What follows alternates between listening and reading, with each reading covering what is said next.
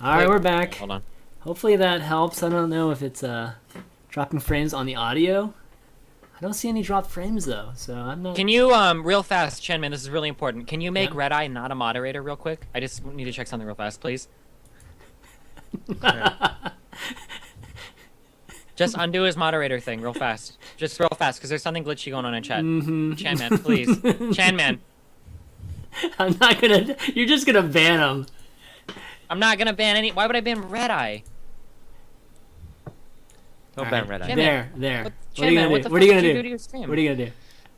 Wait, did you really unmod him? Yeah, I did unmod him, didn't What the fuck, man? Why would you unmod him? Okay, keep going. Let's go. Did you ban him yet? No, why would I ban somebody? Yeah. Why? You should be flattered to be I? To compared be to banned. Mike. Oh my god. Okay. All right. So hopefully it sounds better.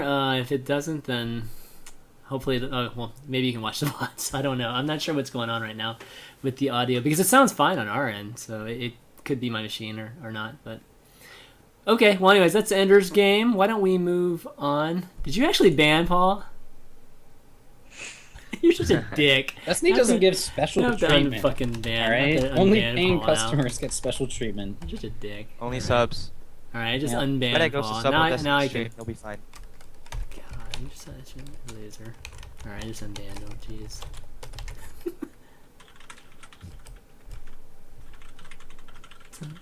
What's the command to make him an opposite? A mod again? Is it just mod? I forget. Flash It. mod. Alright, there we go. Alright, so let's move on. Let's talk about some IEM Cologne. And Yost, you were casting in it. I know you've casted in the past, right? So this wasn't the first time you've ever casted. The only times I've really ever casted was the odd game at Home Straight Cup, and then one time there was a Poland a tournament in Poland. Mm-hmm. In the Ministry of but When? nobody really watched, but I casted that. It was alright, but this was a completely different experience for me. I went there knowing that I'd never casted, and I went there knowing that I had to work alongside people who had been doing so many events together already. So I felt a lot of pressure, and also I've talked so much shit on casters in the past.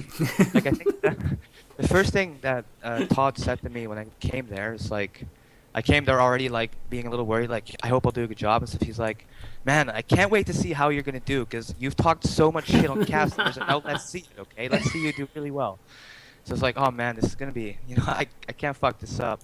But I think in the end, it was a really nice experience for me. The days were really long, and it's totally different than being a player. But I'm really glad I did it, and of course, it was an absolutely sick tournament to be a part of. Like every single game, or a lot of series, are just had so many sick games, so many nice long TVP games. Not even a single static swarm host game in the whole tournament. So I think overall, that it was a great, awesome tournament, and I think from the community feedback, everybody else felt the same. Yeah, I thought you did a really, really great job. Casting the games you did and giving some really, really good insight, and kind of continues this trend of just having players be alongside play-by-plays, and really it being a good combination. And I think having you there, yeah, was really, really great. I wish we would have had more Zergs in the tournament. I mean, That's what I was saying. Like, only Jaden was left at some point, and he came so close to losing, and then I might have had to cast some TVPs. And obviously, I feel a lot better casting the Zerg players. But it being there with Red Eye and James and Sean and Todd, they made it pretty easy. Like, they have so much experience and know just how you have to cast, and the tips they gave me really made it easier going from like day 1 to day 2 to day 3. And by the end of it, I feel like I was pretty comfortable. Cool. Yeah, the matches. Actually, Mike, did you watch the game? The IEM The Cologne? game, Yeah, the games. yes, not all of it. I watched almost all of it. It was good. Yeah, I thought some of the I mean, it was some of the best games that we've seen in Yeah, no, a while, the games actually. were just really, really good. I think it kind of had that critical mass of players that wasn't really at Sao Paulo or even Aces Rog, so it just felt like the tournament was just that much more stacked. So the players just all really played fucking And even good. the open bracket had like Violet eliminated, Leenock eliminated. Yeah, the open Yeah. bracket was sick. The one thing, it was just for me, like that the second day where there was no Terran is kind of like I can only watch so much CVP. So it was too bad how it was. I think, yeah, it was only Revenge was the only Terran in the entire open bracket. So it was like those first There two was so days, much the Terran. dual tournament, like it was I felt the tournament in general was a bit slow picking up. But once it got to the round of 16, all of it was like insane. But the players in the open bracket were not bad. I mean, but it was just when there's no Terran all day long. Like I just want like one Terran out of every like 4 best of 3s, you know, just to keep it fresh. It would have been better. Yeah, Yeah, definitely. but that's would what happens, and I mean that's how you kind of roll the dice, right? So Yeah, you're kind of dependent on which Terrans want to go. You can't really. yeah, I mean, in the end, there were plenty of Terrans, right? yeah, no, We you know, it we saw a ton of. it was a TVP. pretty dream bracket. Like I mean that top 8, like that's kind of like what a tournament hopes for. So, yeah. What were your highlight matchups, Red? Well, the Jaedong versus Hero series was just so crazy, and it ended in such a insane last game where Hero won, but it was like it was like so hard for him to pull it out, and it was so back and forth, and like the whole time, like I felt really dumb because like normally as a player, it's like you see the game, you're like, okay, this is over. Like there's like a 90% chance that this guy is gonna win. So I think I was calling games a little bit early, and then crazy shit happened all the time, and I felt really stupid because I was never right. But in the end, I think it was really exciting that it did go like that because I'm sure the viewers felt the same way. Like it was just crazy. Like I never thought Hero would pull the last one out. And then overall, I think there were the Jaedong versus Patient series as well was really nice. But I also really enjoyed a lot of the TVP series. I think day 3 or something started off with like Polt against Classic, or it was actually Yep. the last day that started off with Polt against Classic, and like the very first game was already a 40-minute TVP where there was just so much action, and I didn't really expect much because like as a Zerg player, and I've never really casted before, I don't even really watch TVP normally. But having to watch those games just to follow the storyline, I was actually like, holy shit, this is really cool. Like I really enjoyed this matchup, and there was just so many good games to choose from. It's really nuts. Yeah, Paul. The game on Alter Zim between Jaedong and Patience, where Yeah. Patience was winning the whole time, and like Jaedong made this insane hold with just Brute Lords because Patience had like 20 Phoenix, but he had nothing to really take out the Brute Lords because there were Corruptors and Infestors. That was sick. Like that was one of the Yeah, that sickest one moments where I really felt engagement like, was Mhm. yeah, I was actually like just shocked what happened. Like, how did Jaedong do that? And having that many moments in a tournament, it's just really something special. Yeah, that was pretty crazy. The Jaedong Hero, that that series in the semifinals was a little bit underwhelming, unfortunately. Yeah, but, I mean, Immortal All In, like, it's been happening for so long, and it's been winning games for so long, and like as a Zerg player, no matter if you know it's coming, it's always really hard, especially on a map like Yonsu, and it was really exciting at the same time. It's a little bit silly as well, but what can you do? yeah, That's my definitely. bias. Oh. Two-base Storm host, man. Totally. Well, Paul had a really great run until the end, obviously, but he was, I don't know, I felt like he was owning some Protoss for a while there, and I actually thought he was going to win in the finals, but then he ended up playing Yeah, I some felt solid like- games and just taking it. I felt like he was going to win as well, but he did not. I do Power feel like Hero Protoss. actually. Hero was definitely though the strongest PvT player. Like he looked better than Rain and Classic. I feel he Yeah. dominated the innovation like it was nothing. It was like I think we were behind on schedule, so everybody's like, yeah, this is really nice. Like 30-minute series. Like Hero just 3-0ing innovation. Yeah. like it's like it's nothing. like so Hero looked really really strong. But I wonder what would have happened if Jaedong would have won that 5th game and we would have had a Polt Jaedong finals. Maybe. Like now it looks kind of bad because in the end the Protoss won, but it was Yeah, so exactly. close to being either a Terran or a Zerg. Yeah, which would have made a lot of people happy, I think, at Blizzard if Terran or Zerg would have gotten there and done well. But Yeah. So right now, what are your thoughts on Protoss Rhett right now? We were gonna spend some more time on State of the Meta, but I figured I'd just bring it up a little bit at least since you saw so many TVPs this weekend and might have been able to get a look at that matchup a little bit more. Yeah, well, judging from the games at the tournament, I felt like Terran did really well. So, Mhm. but I also know about the Pro League stats and the latest trends Yeah. and stuff. But also today, Bunny beat Naniwa, so Those games, I don't know. the if those Terrans, games- yeah, that was kind of Naniwa You were beating saying Naniwa himself as through, well, like yeah. one basing. I don't know why he did that, but it feels like the Terrans are fighting back a little bit, at least. Like there weren't any straight up blink all in kills, which Mhm. used to happen a lot. Like I think the one time Rain went pure blink all in, he lost to Jakji. And it feels like Terran is finding like solutions. It might still be a little bit Protoss favored, but it's getting a little better. From my limited knowledge on the matchup, like I said, I didn't really watch TVP before this tournament, so. Yeah. No, that's good to hear. Definitely good to hear. And a lot of those matchups too. A lot of those, at least the matches between the semis was Polt and Rain, right? Polt and Rain, I think it was. Yeah. Yeah, Polt and Rain in the Yeah. final. I mean, some of those games were amazing. I mean, were crazy good. Just things happening everywhere on the board. I forget which map it was in particular, but there was at least two games where I felt like there was just action all over the place, and it was actually really hard to obs the games because it was just crazy. Like, so I remember you were, or was it Todd? It was one of you guys. We're talking about a lot of times they were talking about action that was happening somewhere else on the board. So it Yeah. was pretty crazy. You kind of have to learn to actually watch the observer screen, because like I'm used to just watching my own screen, so I'm like Yeah. looking at myself, what's going on, and I'm talking about stuff. It's like totally unrelated to what the observer is showing, but there were so many, like also the Rain against Jogji game, where Jogji went for the SCV pool, like not once but like twice, and Rain just barely held, and then they both had like 20 workers, and then the game just kept going for like 15 more Oh minutes. yeah. And there was like the sickest things were happening, like Jagji spotted an observer, and instead of killing it, he decides to show a dropship. And then as soon as he's out of range, he actually unloads, and Rain sends units to his main base, and Jagji attacks, and then there's like one zealot killing an orbital command. Like some of the craziest things I've seen happen in that game. That game was also worthy of a shout out, I think.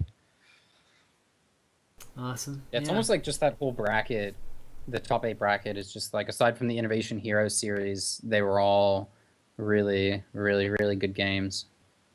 In terms of TVP, I kind of just feel like the maps need to rotate a little bit and maybe adjustments with the blink all-ins and whatnot, because that's...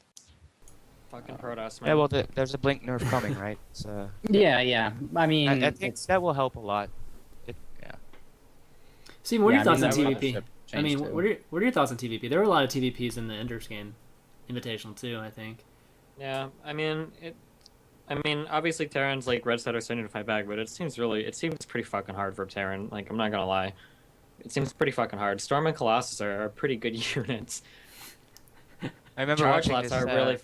Charge lots are really fucking good too. Like, as a Zerg, I never really thought much about charge lots because Roach has wrecked that shit. But damn, dude, watching Terrans have to play against like fucking Zealots are like the scariest thing in the world. Like, if I go back to like playing StarCraft games, like I'll probably be like unreasonably scared of Zealots just watching how fucking good they are against Terran. Yeah.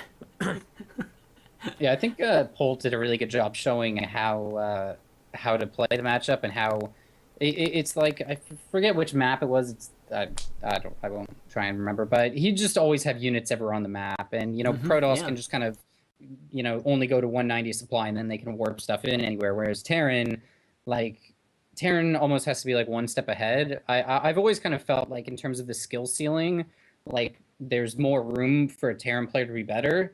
And so it's kind of why, Korean Terrans have always been the best, just because there's more room. Whereas Protoss, it's kind of easier to hit that cap.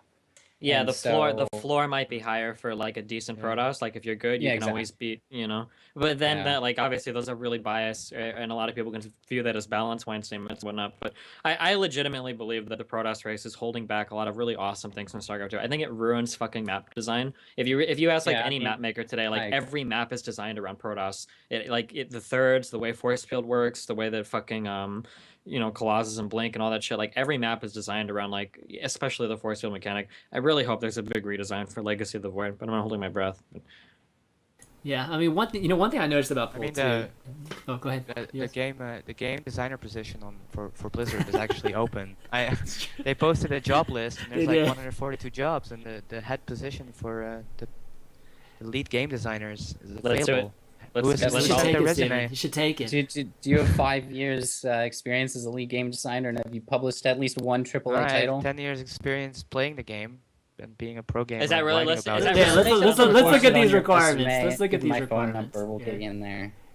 Hold on, let me switch it over. Does Flappy Bird, did that go AAA or? How do you determine a AAA? Is it by sales, or does it just have to come out of like a AAA studio?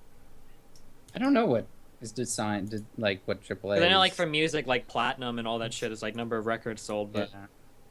I think AAA might just be like a buzzword if it comes from like a big studio. You just call it a AAA game. Yeah. Though where's the where's the listing here? It's it's probably StarCraft. They just posted the listing. God. I mean, I think they've had. I don't know if it was always the lead developer they were There you looking go. for, but I think they've had like a listing for a similar position to that. I mean, like they've had their 2 esports job listings up for at least 6 months, and like They shouldn't I don't even know. be posting that stuff. They should just send an email to Boxer or someone like Yeah, someone I of feel like similar these are the position, kind of someone who's got 15 positions- years of experience in pro gaming. Like, it doesn't Maybe. even have to be one person. It doesn't have to be But- a person who comes from school and studies for it.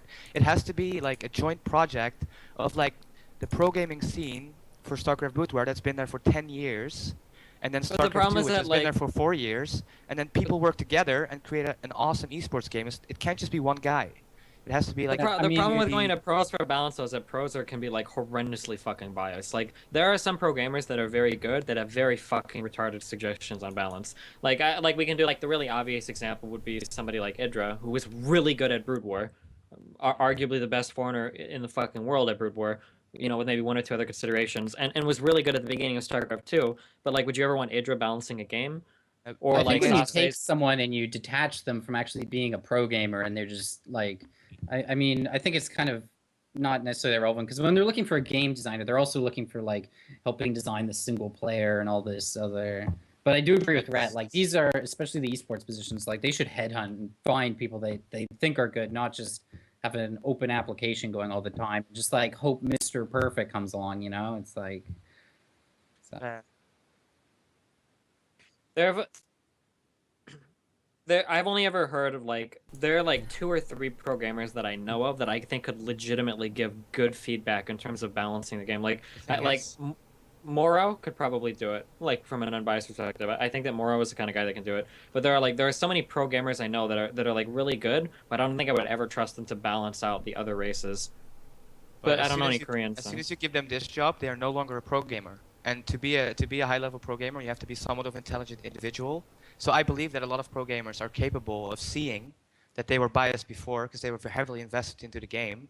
And then as soon as they're not, like even for me as a caster, it was not really that hard to like cast the games and not bitch about Protoss, which I bitch about Protoss every day before I went to this tournament. And Sure. I think pro gamers are capable of doing that. But also, if you do want to really go that route, you would probably look more at like coaches and people who have already transitioned into, Yeah, I mean, into engine, another esports the job or like and commentators, Sure. all Something like kinds of. Yeah, I mean There's a the lot of requirements capable they have there are just like you said. It's just going to be more on paper type of people that are good. And can you imagine if they hired somebody from a different game to come in there and design and help design or do? I wouldn't mind balance if they changes? hired the Dota 2 guy. I mean, that guy is incredibly smart. I'm sure he would do a good job, and he's got. I feel like there's like a experience. bit of irony there in Blizzard hiring that guy. I don't think that'll ever happen. Yeah, I think that It's guy's like it's really available. smart. It's like it kills off the competition and take them on your team. You can use them for Heroes of the Storm later. yeah. They give import that guy Dota a 2. big- They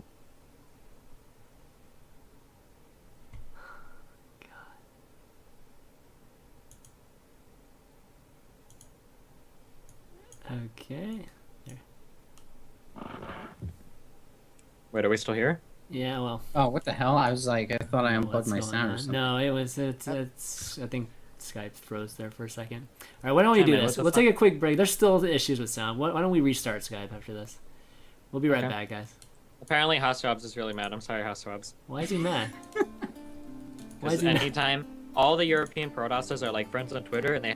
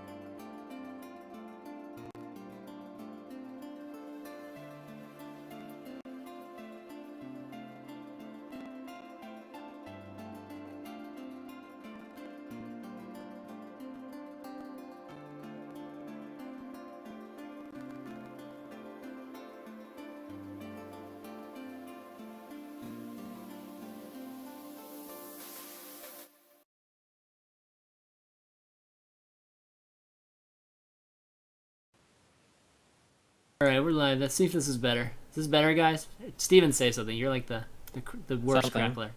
What's He's up? still crackling? Nope. It's not It was never crackle crackling back. Oh. for us though, I think. Yeah. I know. No, it's crackling to your extreme. Maybe it's So that maybe you split. should open up like a laptop and check out the sound quality Let me see. yourself. Yeah, actually, I can just run it here. See what it sounds like. Something. What's He's up? still crackling? It's not It was never crackle crackling back. for Oh. us though, I think. Yeah. I know. No, it's crackling to your extreme. It doesn't crackle on my end. Yeah, no, I ju- it's never been crackling yet. It has to do with the stream. No, I'm just listening to it Switch. on the stream. Oh. Oh, I think it's only when we start talking. That's weird and shit. then. Yeah, I'm like, listen, I'm sitting there. Oh, I'm well, sitting this there thing is watching better it now. on my Still stream. crackling? Maybe it's fixed. Not It was never crackle, crackling. magic. Let's just pretend it's not an issue, even if. All right, let's pretend it's yeah, exactly.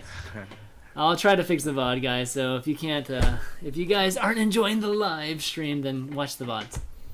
All right, let's continue. IEM Cologne obviously was great, and again, Yosh, you did a great job. But why don't we talk a little bit about just IEM Katowice, which is going to be the championship, right? The IEM season championship, and it's that 100,000 winner take all tournament. And I think we have all the participants now. Any of you guys- Well, the there's 2 or open 3 bracket is spots still for good, the huh? Oh, the open bracket still has some. Yeah. Okay, right, that's true. Oh shit. Any predictions on it? Who do you think's gonna win? I think Rogue is really good. He's Rogue? an absolutely sick Really? Zerg player. This is Okay. like anybody can win this thing. Like, But yeah, Yeah. it's I crazy. mean, it's- It's and with the bracket, like, I mean, if there was a bracket, I feel like it's good to go with predictions, but Pretty tough to. Yeah. I mean, Yeah. they How are we have gonna some of the predict without a guys. bracket, Chan, Come on. All right. We'll wait a couple weeks then before it happens. It's gonna be I think mid-March, so we still got a few weeks to take a look at that. But okay, let's move on. We wait, can I have a question. Do you Okay, guys sure. think that, like, looking back at IEM Cologne, I saw like a lot of people tweeting that, oh, the players are like playing so hard because they want to go to Katowice. So like what impact do you guys think that had on IEM? Just like kind of. Oh, you mean openly. like Cologne? Oh, I see what you mean. Yeah. I was Well- speaking to Todd about this actually, and he mentioned on the stream like both guys really, really want this. Like they really, really want this, and Jokchi's already qualified. So how does that affect him? And I think that's actually kind of interesting because personally, as a pro gamer, if I go to a tournament, I play to win every time, always the same. Doesn't matter if the prize is $2,000 or $20,000, or if I can go to WCS or to BlizzCon if I win or not. It might just add a lot of pressure though. So I think that the thing you can talk about is if someone is more relaxed, do they play better? Because the will to win is always going to be the same. But at the same time, I think when Polt won the semifinals, he like ran into Carmack's arms, I believe, and the first thing he said was, "I did it. I beat Protoss." And then the second thing he said is, "I made it. I made it to Katowice." So you can say for sure that the players were actually thinking about it a lot, and maybe that extra pressure affects their game a little bit. Yeah, I think mean, that's like, I think that's 1,000,000% true. Like, I think if you're playing and there's like a qualifier that cuts off at a certain point, once you make it, that's like a burden that's just like lifted from your shoulders that you no longer Yeah. have to worry about. I mean, because there's been stuff like this before. Like, I remember back when MLG would seed into Code S, like the Yeah. top 3 spots. And so once you got to that top 3, then all of a sudden the player's like, oh, all right. And like DreamHack Open too, like there was top 4 cut off to go to DreamHack Winter. And so a lot of players just come and they're like, their goal is top 4. And then so like, I mean, if you got to wonder, like with this series, like look at game 5 of Jaedong versus Hero. Like, does that game look different if one of those players is already in at Katowice? Like, does Hero just say fuck it and like attack in and then GG, or does he keep trying again like he did? Like, I don't know. Yeah, But I I think it do probably think- does have an effect. Yeah. But do you Yeah, think definitely. the winner take all has a big effect, or do you think just qualifying into $100,000? Because I mean, if top 2 go there and it's 50K for first place, I think the same thing happens. Like, Yeah, I don't think any of these players know. like can go there and be like, yeah, I'm pretty sure I'm gonna win the $100,000. Yeah. So I don't think it's the prize structure so much. It's just the fact it's the World Championships. It's the end of Yeah. the whole IEM season, and it's a lot of prestige. It's not just about money. Yeah, I mean, a lot of I people think are going to be it's- watching that event. No doubt, right? Yeah, for sure. Yeah, it's kind of too bad that the format and everything wasn't there earlier, because I feel like it definitely helped out a lot at Sao Paulo, like knowing that this was in the lead up to Katowice, whereas like at the Singapore and Shanghai stops, like these players had no idea they were qualifying into this World Finals. So Yeah. It's funny how that works. Like players don't seem to really think ahead.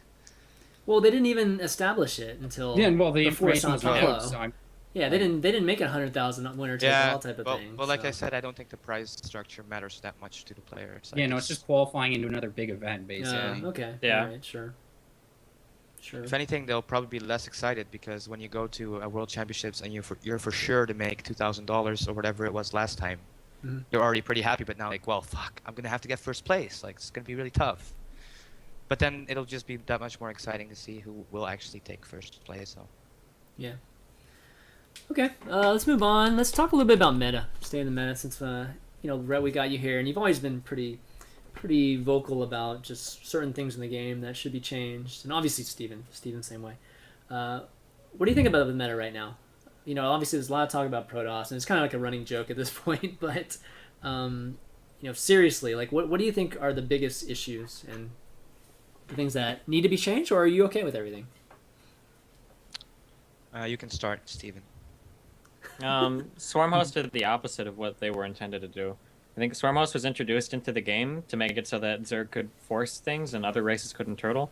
But by the time you get up to Swarmhost, it's already fucking Lartech. They're expensive as fuck, and you can't really get like 3 or 4 Swarmhosts. They don't really work that way. You have to get like 10 to 15 to 20 of them, and by that point, the game's just turned into these huge like it's the exact opposite of why the Swarmhost was Yeah, implemented I into the game. think David Kim commented on it and said basically that it's not filling the original goal, but they still are okay with the gameplay it produces, so they're not. That's okay. Like, That's why I don't read anything that David Kim says about balance. Yeah. But I mean, the Swarmhouse implementation was an objective failure. Like you can't even have a valid opinion that says it worked because it didn't. Like the Swarmhouse was put into the game. Yeah, I mean that could In be regards a to good the thing, because purpose it was all the put in. best features You from can Brood argue- War were like shit that wasn't intended, right? So Yeah, But, no. For the purposes of it being in the Yeah. game, to make it so that the games don't turn into troll fest, whatever, it does the exact opposite of that.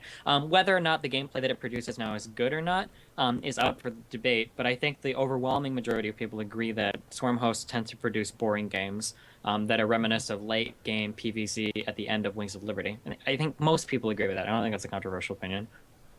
Right? I think that's generally Yeah. true. Yeah, I mean, there's been this trend where we have like 2-hour games where it's just about running out of money and then the free units win. Yeah. So that's obviously just a really, really bad concept because having free units stimulates passive play because you know in the back of your head, if that guy runs out of money, I still got my locust. So that and that that's whole, and that's that whole exactly style, how. yeah, that leads to That's exactly very how long Zerg ranked plays. games. Yeah, you That's just how a wait lot of until. Zergs plays. That's how Stefano plays. That's how Snoot plays. That's a lot of these European Zergs are playing that way. But then on the other hand, the Korean Zergs are using Swarm Host and Brute Lord timing attacks and using Swarm Host to put on pressure on different points on the map. But I feel like to play that style, you just need way better mechanics. Like you need creep spread because otherwise locusts are way too slow. So you need creeps are everywhere, and you need to defend and attack at the same time with very immobile units. So it's a lot more difficult. But I think the way Sulky is playing Swarm Host, it's pretty cool to see. It doesn't make boring games, but the turtle style, it needs to be addressed. And it's going to be addressed with the Tempest change, which is I don't know. It's like putting Band-Aid on the problem. It's not really fixing Yeah. anything. It's well, I mean, in theory, if there's like an end game, ultimate end game where Protoss wins because that Tempest change, if that Tempest change actually accomplishes that, then in theory it would destroy the mentality that Zerg can just sit and turtle, and so that type of strategy would go away. that's Theoretically, yeah. be very interesting and very cool. If you play aggressively with Swarm Host, it's a totally different style than Turtle Swarm Host. And constant repositioning of the Swarm Host, and fighting back and forth with the Volocus. That's actually really interesting to watch. And I think that kind of gameplay is very cool to see from an observer standpoint. But the scary thing about giving Tempest the ability to say, fuck you, this game is over, I have Tempest now, is that you'll wind up into scenarios that happen again in Wings of Liberty where like one race has like the ultimate late game, and when they hit that point you lose, and then anytime you complain about it, people are like, oh, just don't let him get to that point. I don't think anybody wants to go back to that kind of stuff. I think it was mainly Zerg at the end of Wings of Liberty, where once Zerg got Broodlord and Fester, then it was like you couldn't win no matter what the fuck you did if you were Terran or Protoss, unless the Zerg fucked up really bad, or if Protoss hit like the money vortex and you don't build spores. But then everybody's just like, well, it beat Zerg, just don't let him get to that point. It's like, yeah, but I mean, like, I don't know. I feel like those aren't the greatest of games. What do you think of the general design concept of having every race be played, or every style be able to be played by every race? Meaning, Zerg has always generally been viewed as more of an aggressive type of race. And, one of the big complaints that we've heard recently, or just even in general, even watching guys like Slivko, just some of those guys who used to, or was it Slivko? Yeah, Slivko, right? That used to play really, really defensive and that type of Zerg. Should Zerg be able to play Turtle? I mean, is that the main reason, or the biggest issue with Zerg right now, is that we're playing this Turtle style, which maybe generally the viewers, or just everybody that loves StarCraft, doesn't want Zerg to be played like that. I mean, I've always felt Zerg's identity should be expanding ever on the map. Like just swarm. Exactly, and so I mean, this is when we get back to fundamental problems like saturating 3 bases, mining minerals doesn't actually, like, adding a 4th base doesn't actually help you the way it helped you in Brood War, right? And I feel like this is a big issue. And I mean, there's any number of ways to look at that. I mean, overall, I do feel like Zerg should be the least hurdly race, because if they can make 10 drones at once, they can max out their economy the fastest. So they shouldn't be the race that can just sit in Turtle. I mean, you can see what creates this. You can see from a design standpoint how some people, or some designers, might want the ability to play any style, right, with every single race, where the mechanics of the races are just different, and it might be suitable for you or not. You just kind of choose which one. But I'm not sure that's the case, and I think a lot of people agree with you, Mike, or feel the same way as you. Actually, Steven, what do you think? I think all that matters is that we have good games. Yeah. Whatever Sure, style yeah. is. It doesn't matter what like the intention of the races are, as long as the games are good and fun for everybody. I'm trying really hard not to dick right here, but Yos or Adebisi, have you guys played the Starbo game or whatever? Not really. I've watched a little bit of it. But I think. Have you played it at all, Yos? No, I haven't. Fuck. Well, one of the cool things about Starbo is that, and I haven't even played it that much. I'm not dick riding it that hard. But one of the cool things about Starbo is I could never see myself playing a game of Starbo and like sitting back and massing up 200 out of 200 as soon as possible and fighting. It seems like when you play that game, and it was similar in Brood War too, that you're always kind of moving out and trying to make things happen. Like at every stage in the game, like you're never sitting back and building up an army. If you look at StarCraft 2, I think the majority of StarCraft 2 games, like nothing big happens until both players are at least 100 supply, right? But you know what you're saying about Brood War? What? I remember playing Brood War, and I would play ZVP, get 4 bases, get Hive, get Ultras and Guardians, and then attack. And I would play ZVT and get Swarm, Dark Swarm, Defilers, defend, then get Ultras and then attack. Yeah. So I feel like Brood Wars are also being kind of novelized Nostalgia. right now. Like they're nostalgia Just- classes, sure. Yeah, Hey, like wouldn't General you say said, though that more stuff happened at least though in the mid game that was important? there in- was a lot. Yeah, there's because of the small unit hotkeys, like 12 units per whatever. It's like small fights, a lot more little skirmishes, which is true. And Yeah. Starboy, I guess, is a little bit like that. But I still. I'm not trying to nostalgia Brood War too hard, but it feels really hardcore. Like if you play a little bit of Star War, or I would say go back and play Brood War, but I haven't played in so long, and you played way more Brood War than I did. But it feels like in Star War, it feels like there's a lot more happening before. Like it feels like a lot of the game has already happened before 100 supply. But in StarCraft 2, even like 2 base timing attacks happen at like 100 plus supply. Like it just seems like there's such a huge massing of units before anything relevant ever happens in the game. I don't know. It just feels really weird. It changes the whole pace of the game. It feels. Like it's hard for me to talk about, but the reason why I haven't played it And the reason why I feel like it's almost pointless to talk about is that we have StarCraft 2, and we need to make StarCraft 2 better because there's never going to be a Starboard WCS.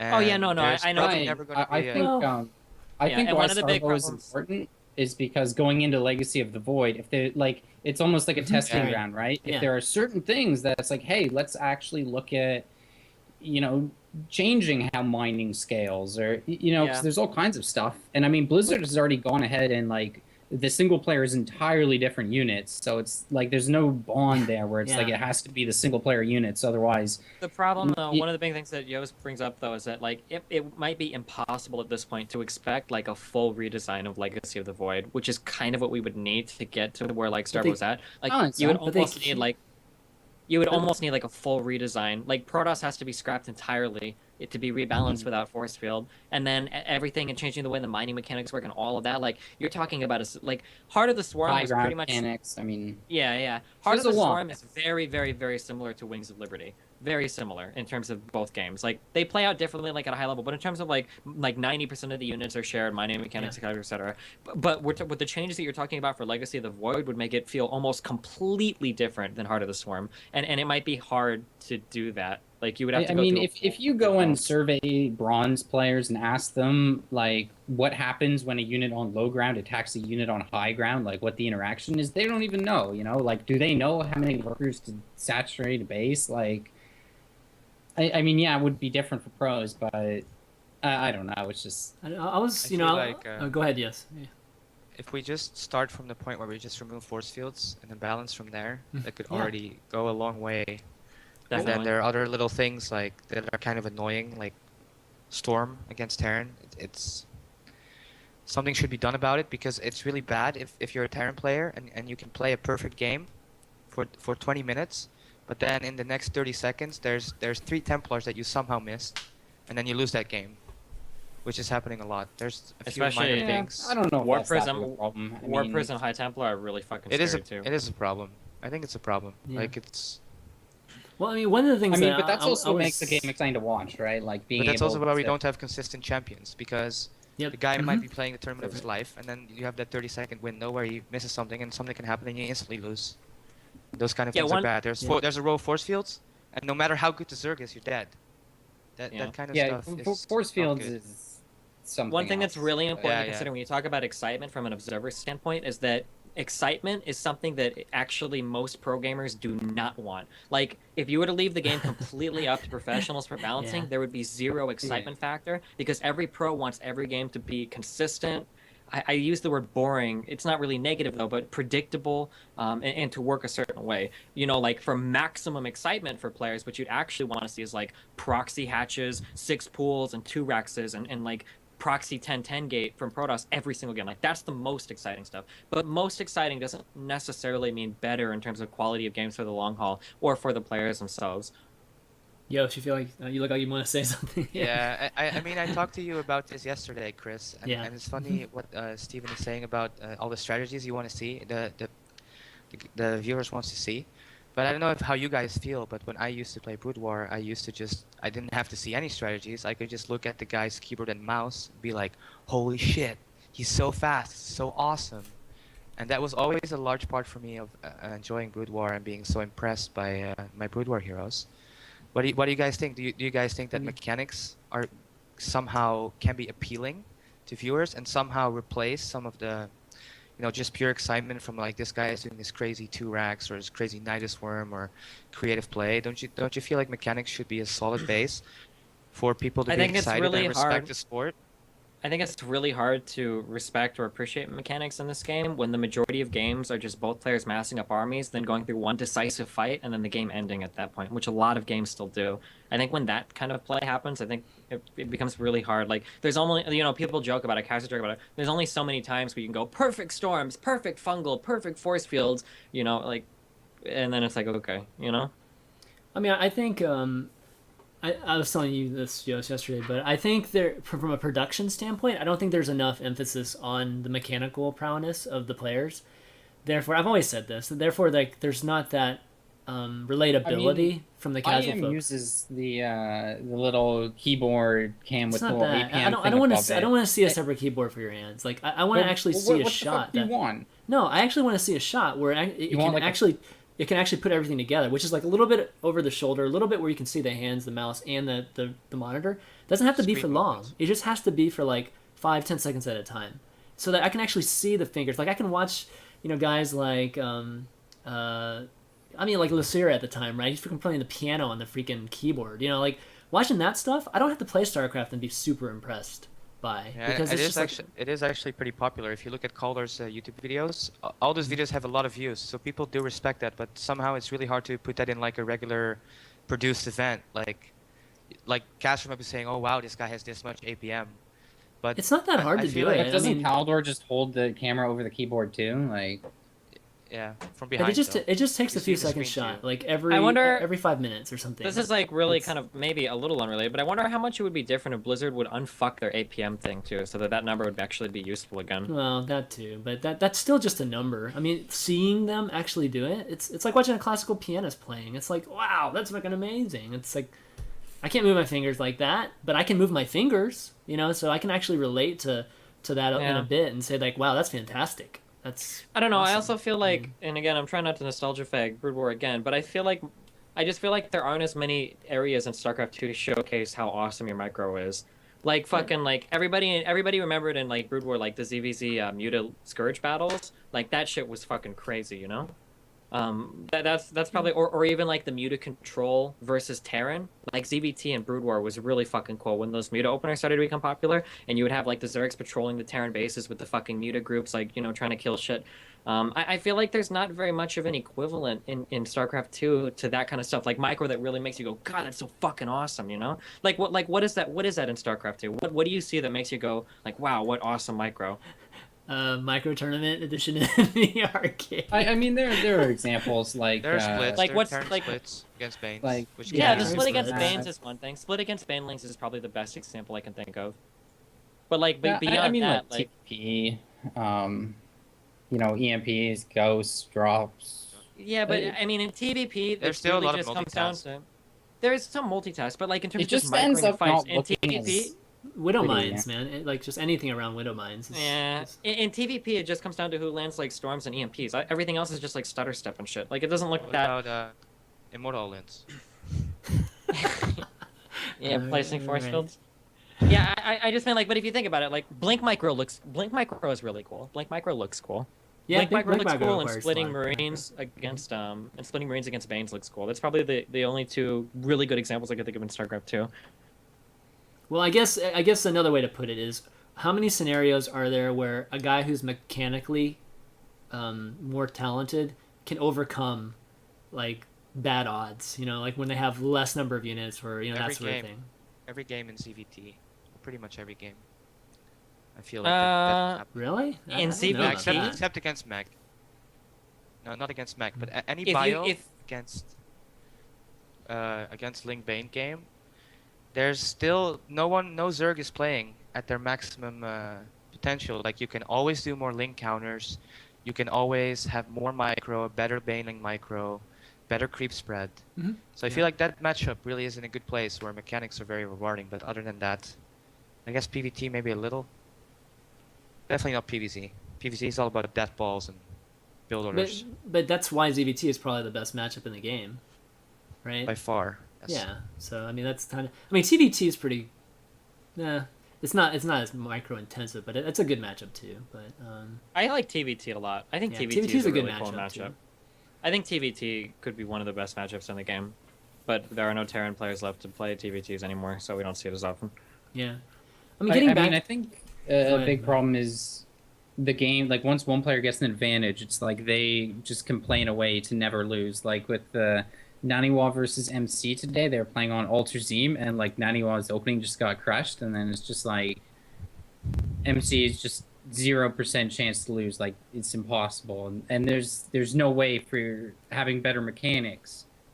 Like I could take over for MC and still beat Naniwa. Like Yeah, like I That's, agree that's uh, definitely a problem, and I think that happens in TVZ too, which is why I was surprised to hear Yo say that. I think if you're playing Mutiling Bling against like Terran, or if Terran is playing Bio against Zerg going Mutiling Bling, like if one side gets an advantage, like the Zerg can never win unless the Terran literally not Oh, walks I don't like. know about that. If you lose the majority of your mutas, you fuck up, and the Terran starts to get like that momentum, those big groups building. You just can't fight it because Mutiling Blink can never trade cost effectively against Marines unless the Terran Like- boxes up like all of the Marines in one little circle There's and dives to obviously them. a difference of how far behind you can be.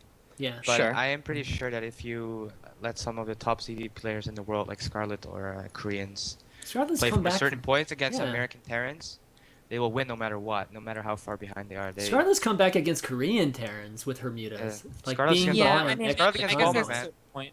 on habitation. I guess there's a Yeah, certain point. It depends exactly. on how far behind you get, but I don't know. Like I feel like I guess it can happen like exceptionally to some points in time. But I feel like there are games where like I could step in, or any random GM could step in and win a Soundgarden? game from a certain point. What? What? Oh, I didn't hear anything for a second. Oh Well, no. It feels like a lot of matchups in StarCraft 2 can feel really snowbally sometimes. Like if there's a little bit of a lead in one end or like a build order advantage in one end, then it's like fuck, like the game is super fucked from then on out, and it's like this huge epic fucking struggle from one end to just go on to lose the game the majority of the time. Yeah, it just depends. It depends. It just depends on how you're behind. Again, like if you're in ZVT, if you still have your mutas but you're economically behind, that sort of thing. Well, the mutas can actually get you up if you're just As long as you don't incredibly lose your mutas, incredible at microing them, and we've seen it. You know, it's kind of which is kind of cool. Don't you have this? Don't you have games, Steven, where you're like, you're kind of like just relaxing because you're playing all day, and you're not really trying, and then you start losing, and you're like, okay, right now I'm going to do everything I can with these mutas, and I'm never going to lose a single one, and you actually start Exactly. controlling much better, and you can come back. Yeah, but first of all, the caliber of players I play is a lot lower than what's in the Korean tournaments. And secondly, I would assume that pros are playing their maximum tryhard from the very beginning at a tournament game. No, Yeah, at a tournament, yeah, tournaments, I guess so, but still, I feel like Muta, there's so much room with Middling Bane. Like you can always cut a corner and fly a little bit faster into someone's base, or you can always pay a little bit more attention to when someone moves out, and move in a few units, and there's a lot of opportunities, I think. I feel like the only noticed, person I've ever seen do that is Life. Like consistently be able to do shit like that as Yeah. So well. you have to like- be really, really good. Like no doubt, you have to have insane mechanics, which is exactly why this matchup, in my opinion, is Sure. cool. Mike, you're gonna say something? Yeah, I was just kind of thinking I could have thrown out. You forgot. Oh, just like watching some Starbo games here and there, it just seems like a lot of the units are just kind of slower, which gives more time to actually micro and actually Yeah. show the skill difference between two players. Like, I don't know, it's weird. And so, if I'm correct, I think some of the Starbuck units even do a tiny less damage too. So they're Yeah, the fights not tend quite to as last a little powerful. bit longer. Yeah. It's not like two armies clash and then the winners decided in 2 seconds when a lot of StarCraft 2 engagements go down. Yeah, like you actually have the opportunity to micro the individual.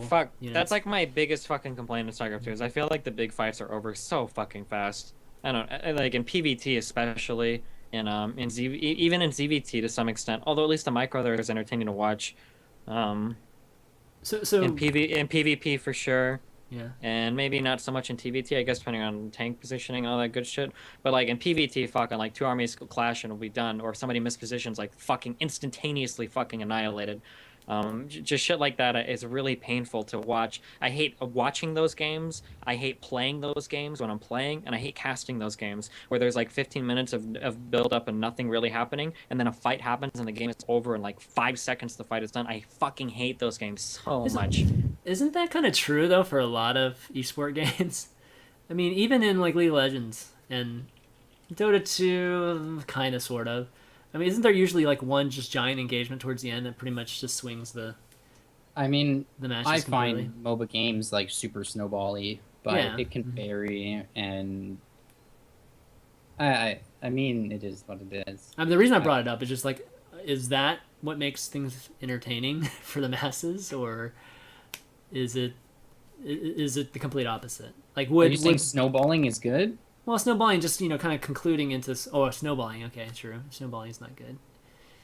But I mean, snowballing is I'm- good for pro gamers. Pro gamers like snowballing because Yeah. that means that games are more predictable and whatnot. But yeah. So actually, leading to a point that you guys, or actually I want to bring up a point that you guys were talking about before we started all this Chat mechanic real stuff. fast, just Yeah. to correct you real fast, because chat's getting mad. Dota isn't as much like that. League of Legends plays pretty snowbally, but in Dota 2, there are a lot of champions that are very fucking strong that at any Yeah, point in time true. can like completely change the tide of a game.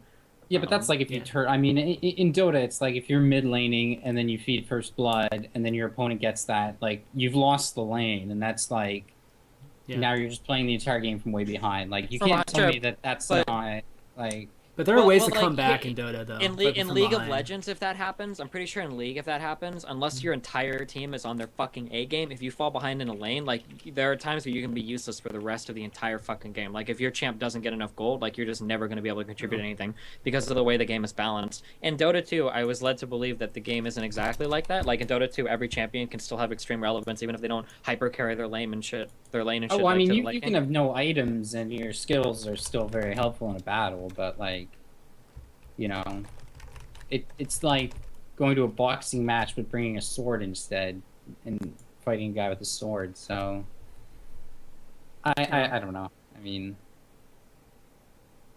I mean, yeah, Dota can come back from anything, but then like, what does the term "EG throws" come from? It's because it's on the other team to fuck up, right? Like, I think we lost Yost. Let me see if I can get him back. Oh man. oh, I One wish of there's these more days. people so I One could of make these chat days. more mad about Dota. Yeah. Sorry about that, I can Yost. hear you guys. Yeah, for some reason it keeps cutting out for him every back. once in a while. Could be me. Probably me, given that things are crackling. Well, you and guys were stuff, talking so- about MOBAs, right? Yeah, so you Yeah. checked Okay, out glad I anyways. didn't hear anything.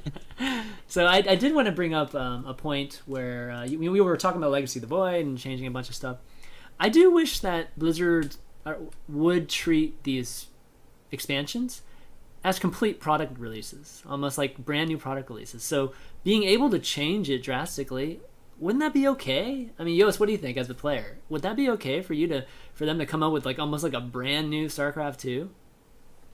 Well, it doesn't really make sense because StarCraft is like, StarCraft is StarCraft, and you started it in 1997 when you released StarCraft 1. No, and you but built on I it. mean the same themes, obviously. But I'm just saying, like I mean, balance wise, and changes it. you can totally change games, but Mhm. you give yourself a ton of extra work because you have to just redesign the whole game. And Rebalance I from think scratch. just the standpoint from like keep what is good Mhm. and get rid of what isn't good is a fine way to work for. But well, if you put in more stuff that's not good, or you just replace stuff that's not good with other stuff that's not good, that's obviously not ideal. Well, of course, of course, you're not just gonna like recklessly do things, but we were talking about Starbow and just really just seeing what's good in Starbow and then putting that into Legacy of the Void and keeping, adding and that sort of thing. I think that's Right, where don't say Starbow. adding things like the what was that fucking Terran unit? Oh, the Warhound. The Warhound. Warhound. Oh, But dude, it was Warhound, so baby. awesome. It just walked around and shot stuff. There were so many Oh, special fuck, abilities. It's like the Amazing Corruptor, but then fucking for unit. ground. Didn't for I a thought while every that, race. like, I thought every forward- race was gonna get a roach. We have the Roach and the Corruptor. The Roach and seriously, Roach. Yeah, and there we go. Corruptor. You know what? I'll be happy Holy with Legacy shit. of the Void if they do something with the Corruptor. Holy fucking shit! God, that unit is Yeah. so fucking bad. Yeah. So boring. We'll give an Yeah. extra 5% bonus damage on his ability. In exchange for what, 5-second bunker time? that would be crazy. That'd be really crazy. Okay, well, anyways, let's the next thing up was gonna be the Starbow ladder because there's a ladder available now. It's amazing, actually. How does that work? I think me and Mike were looking at it, and it appears to be some kind of client that you install on your end. Yeah, it looks Like to a be keylogger. kind of yeah, maybe a keylogger. I don't know, this guy's just waiting. But Yeah, exactly right. it it's seems like an this thing. SC2 Gears kind of thing where it just tracks the games you play and then will, instead of just, saving data in your replays or whatever, it will output Really into the ladder. I'm really surprised that Blizzard actually is okay with this, apparently. Yeah, there's debate in the Reddit thread about if it's okay, if it's not okay, blah, blah, blah, blah, blah. So, Well, I mean, they've who always knows? said that they support Starbow. The time Yeah, but side. Yeah, but they Starbow talk is about getting it. into wishy-washy territory where, like, I the Blizzard mean- types of servers, it says you will not design a ladder that competes with Yeah. blah blah blah. So yeah, so. Well, okay, that's true. I think I it's, mean- it's still a good I mean, thing in if people theory- enjoy that. they're still doing StarCraft, right? They're Yeah, just doing it's still StarCraft playing Starbound, their game. It's Kind of. It's a little bit different because you don't need to purchase the game. Look at it from Blizzard's perspective. You don't need to purchase the game now to take part in a for lot of. free. who's purchasing the game right now, Steven? Let's be Yeah, real. I mean, you gotta. like- The fact is though with Wait, that. wait. That's important. Yeah, Yost, you can get Starbow for free. You can download the arcade Okay, for free. then I can't imagine that Blizzard would actually just tolerate this if it gets big. Yeah. Like, if it No, but stays really remember- small. Yeah. If sorry to interrupt, but like right now for Blizzard, like they've got their BattleNet client and stuff, right? So if you want to play StarCraft, you need to download the BattleNet client, and then all of a sudden there's a Hearthstone button there, there's a WoW button there, and then Yeah, cross promoting. if it can get people into playing more Blizzard games, like it has value. So, but in terms of the latter, yeah, it's definitely a hazy area. There's a part of the terms of use or whatever that people are quoting from on Reddit, and it's like, does this fall under a ladder in their definition or whatever, or is it just tracking results and then posting? Okay, I mean, if you're taking a step back, I mean, yes, it does resemble StarCraft 2 proper, but the thing is how is this different than like a Star Strikers ladder, which is implemented too in Star Strikers? I mean, I think it's a bit different because Starbow, you get into like this is like some shit that where like whoever has the most money to send the lowest score would probably win. But like if you want to get into like an actual argument about it, you'd probably be trying to argue the resemblance of Starbow to the actual StarCraft 2 multiplayer gameplay versus Star Strikers. Star Strikers bearing no resemblance and Starbow bearing a high resemblance to actual competitive like 1v1 play. If that makes sense, right? Also, imagine if everybody right now is loving HOTS, and then there's some guy, "Hey, check out this really nice Starbow game," then probably nobody minds, but Starbow is playing heavily into the sentiments of the community as of the last 6-8 months, that there's been something wrong with HOTS, so it kind of becomes a direct competitor. It's not like, there's never hey, going check to out be this fun game.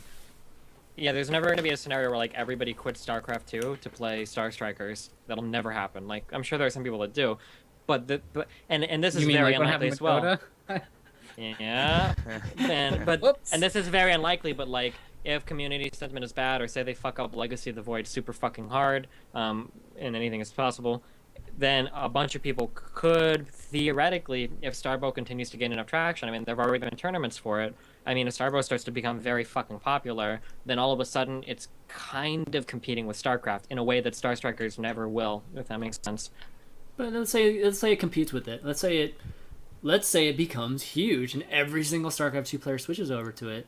They own Starbow. I mean, they can just do WCS Starbow. They would have to change it up. Then they'd have to figure out a way to monetize Starbow. Probably they would either start making you purchase the arcade again, or you'd have to purchase rights to play on the map. Or dude, I don't think they're making much money selling StarCraft 2 right now. I mean, it's. Well, I mean, they made some money, didn't they? Sell 3 million copies or 5 million copies or whatever of the game.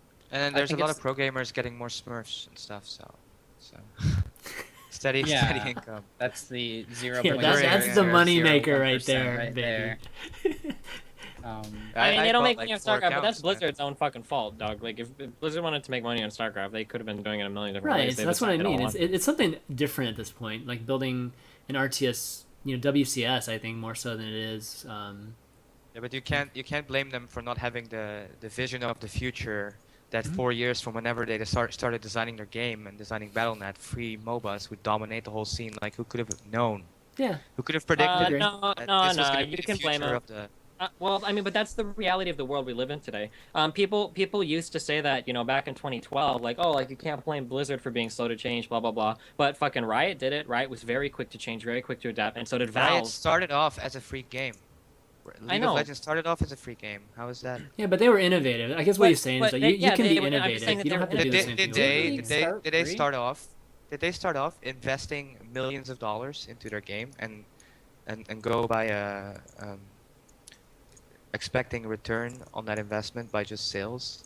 Have they done that I for mean, the last 20 years? by the time they got Tencent No. to back them, Yeah, I'm sure yeah. that they did. And that argument even hurts you because Blizzard has been monetizing games. Blizzard monetizes World of Warcraft. Why can't they monetize StarCraft 2?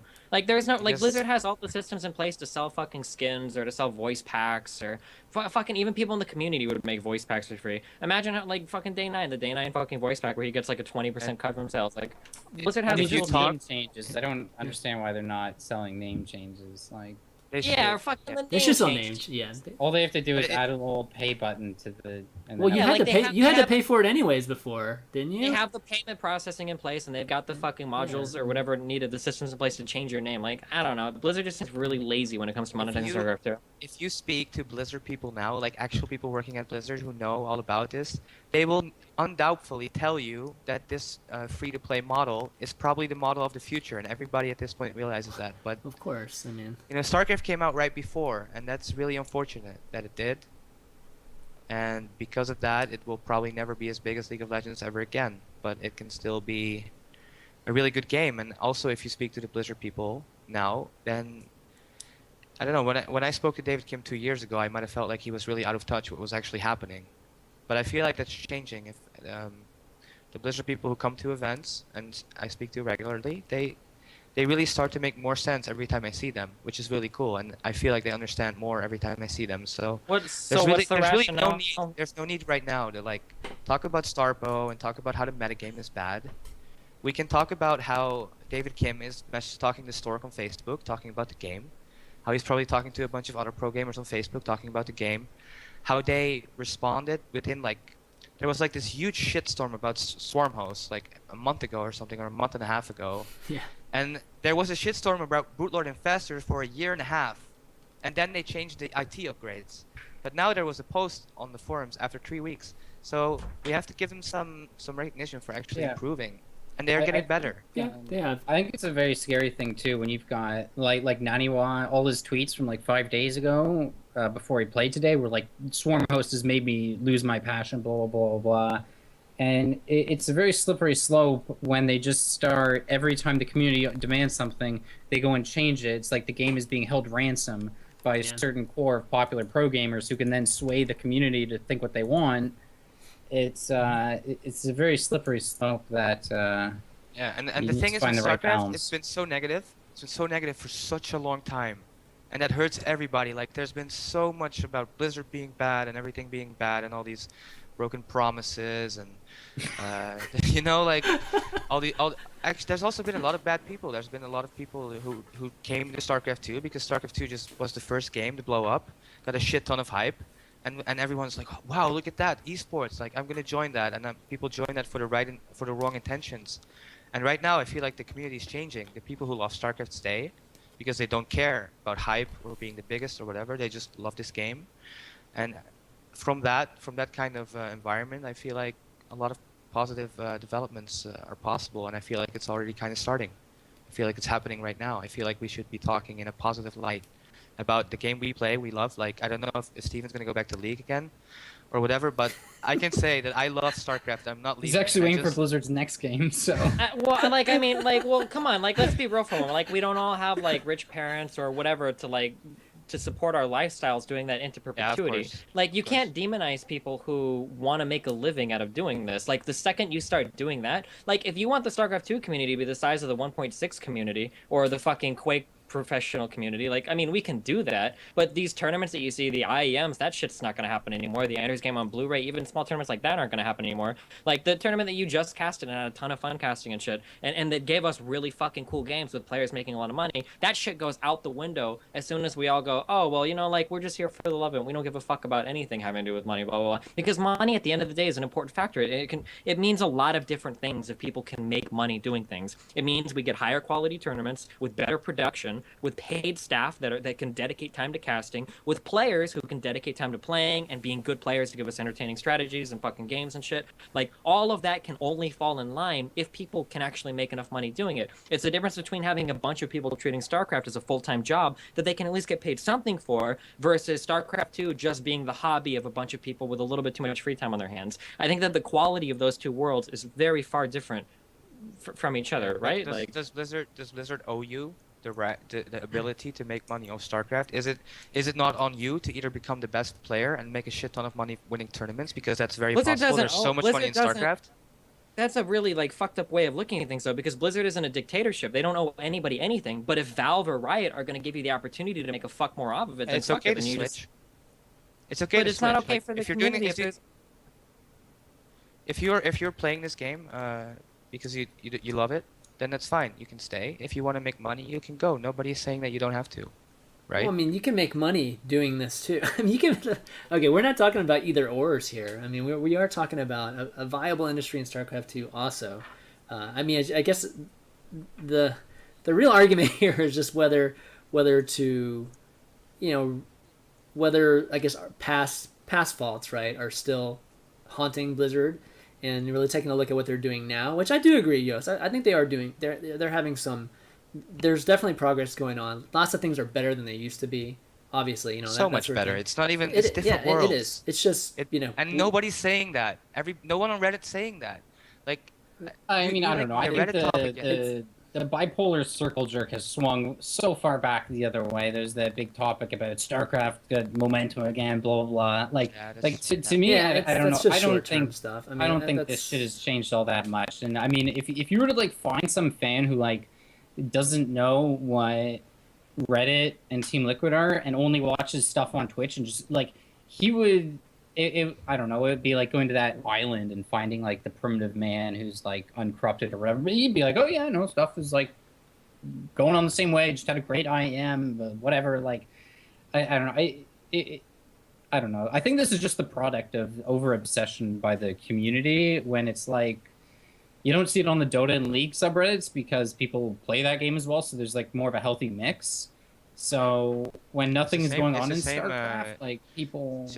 It's just funny how this community works. Like Dota 2 failed in Korea, and people in Dota 2 are like, "Oh my God, we failed in Korea. We're losing to League. Our game is gonna die." And then you get into this spiral where everybody's negative, and then your game ends up dying. Like, And I feel like that's StarCraft in the last year. That's kind of like it's just been getting worse and worse because everybody like is a so self-fulfilling negative. prophecy kind of thing. Yeah, I think so. Don't you think so? I don't think so. I can see how it's not helpful, especially if like there are certain things, but I do think like a good dialogue with criticism is kind of like, you know, what we all like. I mean, if you think about like talking about money, like if you think about back when IPL was still around and NASL was still NASL and not just like a white label solution for WCS, and MLG was doing their big stuff, like the amount of money being kind of dumped in, and like there's MLG arenas with 32 players getting thrown into New York City, and like it's That's true. That's like- true, and I think like, it's I because back then nobody knew what they were doing.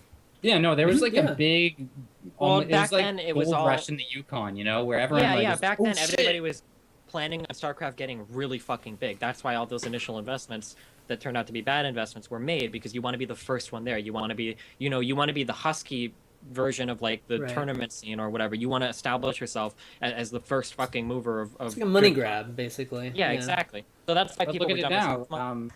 NASL But the problem is that now we have, like, if you look now, we can actually look at a history of, like, whereas in 2011, we have no fucking idea how big StarCraft 2 is going to get. Now it's like, StarCraft 2 is probably never going to get bigger than this, so now we can tone back our investments, you know?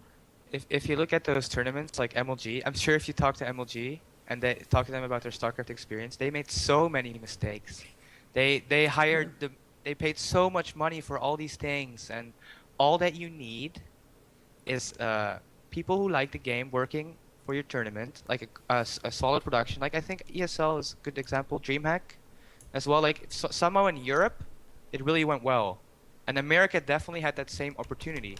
But I don't want to say any organization fucked up, but a lot of mistakes were made. A lot of money was thrown into nothing, like, and the product was not good enough. The product just wasn't good. Like it just didn't happen, and that's a shame. But I feel like there's still room that we can rebuild that, and if the right people run things, then maybe even in America too, we can still have something like ESL and DreamHack, because that's actually running I mean, really there's well. no. I would speculate that, right? I mean, DreamHack has openly said they want to do a North American event, and Intel Extreme Masters has gone to New York. I think they skipped out once.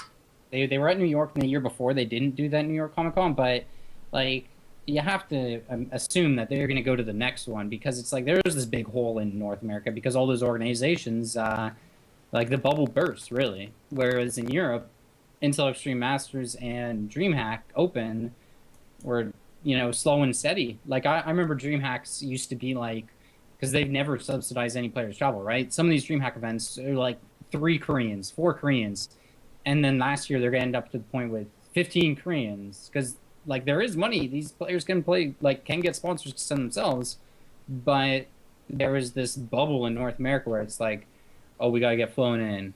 Oh, we need this. Oh, we need limos from the hotels. Like, it's insane what. Yeah, I remember that. I remember spending. going to tournaments and getting my own huge ass hotel room, and that I've been in a limo once, not too often, but like I'm not sure if it's like I think there were organizations that simply paid players to come because they wanted a big name. Yeah. Like that kind of stuff, like also so rushed and so blown up and so I mean, look at Hearthstone, so guys. much I could mean, have been so much better. look at Hearthstone and those like fight night stuff. They're like blowing shitloads of money on crap like that. That was happening in StarCraft too, right? Early That's on. that's Cloud though. That's I mean, they might be Okay. going even more. It's kind of hard to. But the thing is though, I think right now, yeah, we've weeded out a lot of people, that like you said, Yos, and I think it's to the point where when the community is like discussing these type of things, I think it's because they want it to be better, and you can take it that's as what everybody criticism. wants. I know. Yeah. Yeah, the So, I biggest mean, problem that- isn't we so much need- that like everybody it's hates like- Blizzard. It's that we have to sit by and we have to watch Valve and Riot make all the innovations that people were saying were impossible. It's like we can't do this. It's not. No one can do that. Like blah blah blah. They're- And then they're we see getting there. Riot, and then we see Valve come out and do it like a trillion times better from out of nowhere. And it's like fuck. Like why doesn't Blizzard at least follow suit? Like why can't we fund a WCS tournament by paying for a skin the same way that the TI3 was funded? Or why can't Blizzard make enough money off of StarCraft 2 via microtransactions to pay players the same way that Riot pays the LCS people? I mean, like I don't know. I think think it's a lot of people slowly are just getting frustrated. there. I mean, I think it's some of- slowly getting there. Some of these are apples and oranges because, like, Riot as a company has made the decision that they just want to invest shitloads of money into esports and see no measurable return on that. You don't think Riot because sees that's- any that's- return in all the shit that they sell? No, I said measurable. Okay, yeah, like come they on, can't. that's not right. Like they are losing. Like they're investing. And they can, maybe Coke sponsorship, and they'll get Mastercard and McDonald's giving them billions of dollars, and then they'll be laughing. But like for now, they are not making a return. That's just something they've decided. But Do you know that? Dude, Mike, do you know that for sure? They crowd. Redbeard or whoever it is has come out in interviews and said that they're not profiting off LCS. Like, Whoa, hold on. They're not profiting on LCS, but like the Riot brand as a whole, is that whole brand in the red? oh, Or do they make no, enough? Of course no. not. I Of course assume not. the company. It's a privately held company, so No no one knows how much. Yeah, I so, think They so make a right ton now- of money. like. Right now LCS it's they really dip into the interesting red that- if they're making so much off of skins and shit from the client. Like I understand that the client or the game itself and the microtransactions. But a business is behind not a the game- charity. Like it's so. It's not a charity, but it's advertising. Advertising is always technically a waste Yeah, of but money. they 'cause you can't don't get measure it. that. What are you guys talking? Their ARPU, their average revenue per user is so high for League of Legends. So what are we No, talking but about but here? it's like I how does mean- LCS Guys, are we doing a impact League the of What are we- Legends show right now? I or mean, is that what are we doing? talking Yeah. about? It's No, like sorry. To move on from that point because that's a minor one. But in terms of features, like I do agree. Like I think the best example is a lot of the game heart features, right? Like those should just actually be implemented into the observer mode. A lot of them. Like I don't know why they're not like. To give an example, that that upgrade timer that's on the right, when the last 10 seconds they do a little countdown. I think that Awesome. idea originally came from in Dota when I was living at the Good Studio and we were running one of the qualifiers for the international. We made a little overlay that whenever Roshan died, it has a spawn timer, right? I don't know if it's 6 or 10 minutes. It's 10 minutes. So in the last minute, it'll come up that there's a little countdown Yeah, timer. sure. And that was just done with an overlay, right? And then Valve saw that and they're like, oh, that's cool. And then they just implemented it into the observer Mhm. mode.